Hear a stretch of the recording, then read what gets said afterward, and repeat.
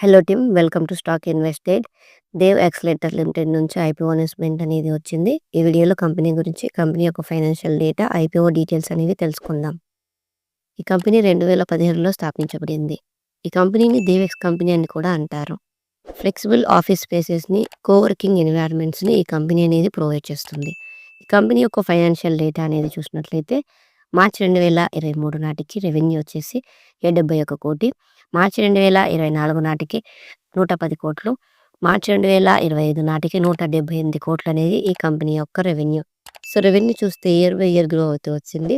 ఇక ప్రాఫిట్స్ అనేవి చూసినట్లయితే మార్చి 2023 నాటికి -12 కోట్లు, మార్చి 2024 నాటికి 0.43, మార్చి 2025 నాటికి 1 కోటి అనేది ఈ కంపెనీ యొక్క ప్రాఫిట్స్.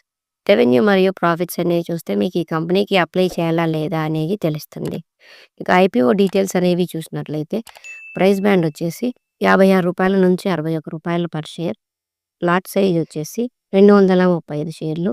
టోటల్ ఇష్యూ సైజ్ వచ్చేసి 143 కోట్లు. మినిమం ఇన్వెస్ట్మెంట్ వచ్చేసి 14,335 రూపాయలు.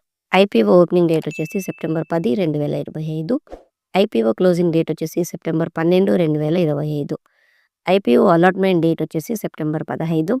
రీఫండ్ డేట్ వచ్చేసి సెప్టెంబర్ 16, 2025. అలాట్ అయిన వాళ్ళకి షేర్స్ అనేవి డిమాట్ అకౌంట్లోకి సెప్టెంబర్ 16న క్రెడిట్ చేస్తారు. లిస్టింగ్ డేట్ వచ్చేసి సెప్టెంబర్ 17, 2025. ఈ స్టాక్ ఎన్ఎస్సి మరియు బిఎస్సిలో లిస్ట్ అవుతుంది.